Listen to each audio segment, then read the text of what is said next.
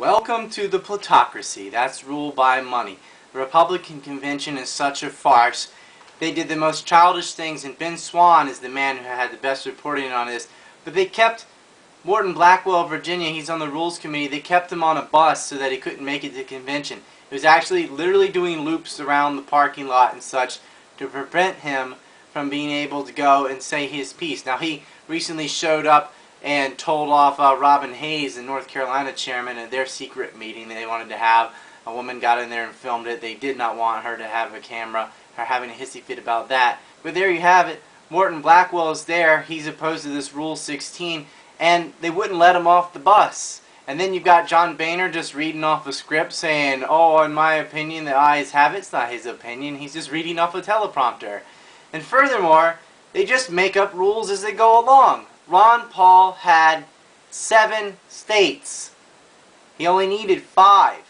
They barred the people from Maine and changed their delegates to drop it down to Ron Paul only had 6, but he still only needed 5. Because he still got 6 states, they go, oh, well, we'll just change the rule and make it 8 states. How about that? And that's what they did. Making up rules as they go along. The cheater, Mitt Romney, hasn't only cheated at the convention, he cheated the entire primaries. Turning the lights off in the building in Oklahoma, sending the police in to arrest people, stealing the delegates in Maine, straight up inventing votes in Nevada where they had more people voting than who existed. And Ron Paul still won Nevada. These bastards cheat. And I know there's a group out there say, oh, voting doesn't matter. See, they cheat, so it doesn't matter. It does matter. Because if you don't vote, they don't even have to cheat. If you give up and you don't vote at all, they don't have to rig the machines, they don't have to turn lights off of buildings, they don't have to change the rules. It's rigged in their favor, but you always want to force a dictatorship to act like one. And because people did vote, because Ron Paul did have delegates, because Ron Paul did have enough delegates at the floor where he should have been able to be allowed to be nominated to become president, that's why they had to cheat and why they had to be so sloppy. That's why they had to hold a guy off in a bus. That's why they had to change the rules at the last minute, and that's why they had to give a speech on a teleprompter that was recorded. Now they've been busted because people did vote, because people were not apathetic, because people did take action, forced them to cheat, forced them to do it in a hurry, and they did it very sloppily. Now you have to hold their feet to the fire. They've cheated. Our democracy is dead. It's proven. It's on film. There is no excuse for what the Republicans have done. And I hope Ron Paul goes third party. I hope he goes on the Jay Leno and announces it. Because this country is screwed without him. Because Obama, and don't give me this crap of, if you vote for someone other than Mitt Romney, you're going to have Obama for president for a second term. I don't care. Because when Obama and Mitt Romney are 99% the same, it doesn't matter if Obama gets elected to another term. Because policy-wise, it's the same crap. More war, more spending, spending on trillions, cuts on future increases are not cuts, they're genius. They agreed on the bailouts, they agreed on Gitmo, they agreed on Obamacare or Romney Care, who actually had it first. There's not a dime's worth of difference. They're just branding themselves for different demographics. Oh, you're a Mormon. Oh, you're a businessman. Oh, you're a minority. Oh, you're this. That's all they are doing. They are the same establishment, imperialist, Zionist BS, no matter what. The Republican Party is bought and paid for by Israel, and Israel has enough influence over the Democratic Party too. They always get what they want. There will be more war. We're still going to intervene in Syria, still painting the target on Iran. They are wasting trillions of dollars. Nothing is changing. Mitt Romney is a businessman. He's not going to create more jobs. He will create more jobs in China, perhaps. The man's a cheater and a fraud. He inherited a business, and he's more like a mobster kind of business than an actual business that actually produces things and services. He cuts up stuff and sells it and gets cheaper labor overseas, essentially slavery. He had admitted as much about the Chinese people working with Bain's partner, where they had 12 women in a room, 10 rooms, 3 bunks on top of each other, all sharing so they could work for $2 a day making whatever. That is slavery. They're paid the absolute minimum for what you could get to have substance in life. A slave has their housing paid for free and is fed for free. This other type of slave, it's not even really a wage. They get a very, very meager salary, which they have to go in and buy from the company store, etc., just so they have enough to eat. And they're doing it because if they don't do that, they might have nothing at all. This worker-starved conditions in China, fuck China. Fuck Bain Capital for exploiting it too. And everyone that has an offshore sweatshop like that. It's wrong. And it's not that every business that does business in China is using a sweatshop. They do have some legitimate factories and whatnot. But there's a lot of that going on, and it's not just in China, and it's all over Southeast Asia, South America, etc. We all know what's going on. None of it's changing. Why not manufacture things in America and pay American workers a normal wage? For a couple of reasons. It's cheaper to hire overseas, and one of the reasons it's cheaper to hire overseas, even if you do it legitimately, is because we are overtaxed and regulated to death, and they do that to keep small businesses down so that the rich on the top have an absolute monopoly, because the regulations are not really regulations. It's protectionist mercantile policies where they have this state-business relationship and they squash any realistic competition from below. That's what's really going on. Why aren't you supporting Ron Paul?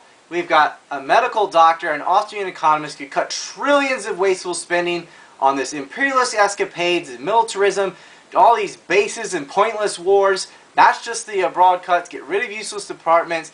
Get rid of these protectionist regulations. Not all regulations, protectionist regulations, because it's crap. Put things on the free market. Allow people to buy insurance on the free market. Allow people to cross state lines to buy insurance. Allow people to buy prescription drugs and generics overseas or anywhere they want. Open the market up. Let it work. And let there be risk.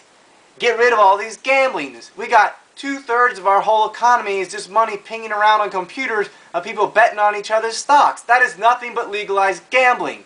Put the money in actual production of products, actual services, actual work, not just playing around gambling. When you bet and you lose, you fail. No bailouts, ever. They will be replaced by people who actually do work. It's a farce. And let me tell something to the Tea Party, to Occupy, to whoever. Instead of going around marching with signs and banging drums and stuff, especially the people in D.C., why don't you walk into the building, the Hart building? It's perfectly legal. I'm not talking about blocking the doorways or something. Go in the building like an adult. Go look at the sign. Find your representative's last name, what their room number is. Take the elevator up to the room. Go. There will be a couple secretaries there. They'll ask you what you want. You tell them you want to see your representative. They'll say, what lobby group are you from? You tell them, I'm not in a lobby. I'm an American citizen with a concern about X, Y, and Z. They will take your message, say, may I see a legislative assistant? They will find one. You will have to sit there and wait. And then you can go talk to the LA and give them your beef. You do it every single day until you find the senator or your congressman who has enough free time to talk to you. And you do it back to back. So there's hundreds of you just wait with a big line out the door saying, we don't want these goddamn wars. We don't want all these spending. We don't want all these bailouts. We don't want Obamacare. We don't want Romney Care. We want to reverse these policies. Get rid of torture. Get rid of Gitmo. Get rid of NDAA. Everything that you can't stand, that you go on and on about on Facebook or on signs out there marching saying, we're the 99%.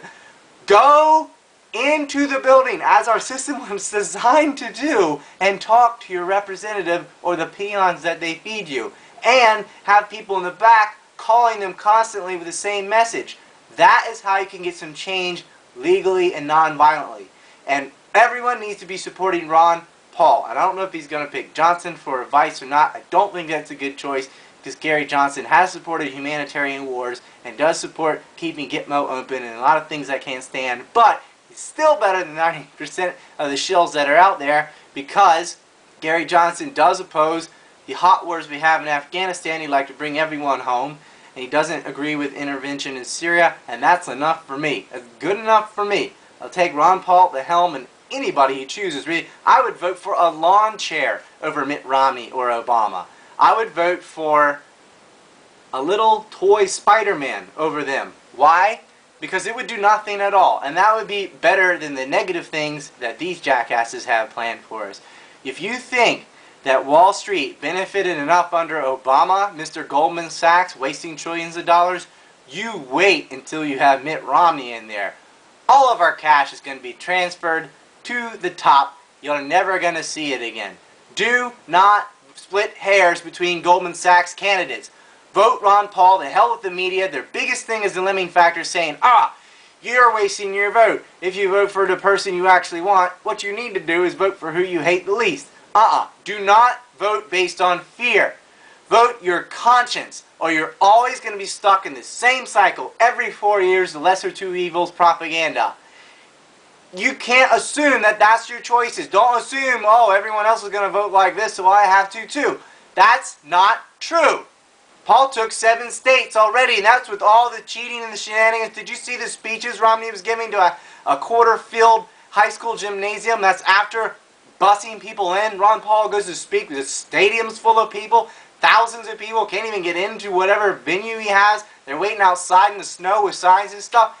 America, Ron Paul has way more support than the mass media is admitting. You have got to go out and vote. You have got to be vocal. You've got to be seen. Get active online. Get active on the ground. And anybody that lives in D.C. or adjacent to it, you have no excuse. You need to be in the buildings every goddamn day telling them what's going on.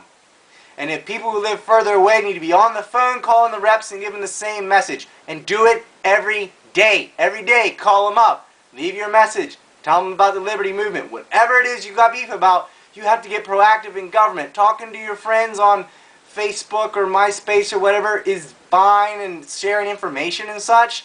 But it's sitting in a loop. It's not getting to the people who need to hear it the most. So get active. Go to congress.org. Type in your zip code. If you don't know who your rep is or your senators are, find out who they are. Their numbers are listed there. And get on the phone. Do it right now and pass this video around. Ron Paul 2012. I also want to give a shout out to dailypaul.com. Great videos on there. A lot of information on Ron Paul and to Ben Swan. Thank you very much for your reporting.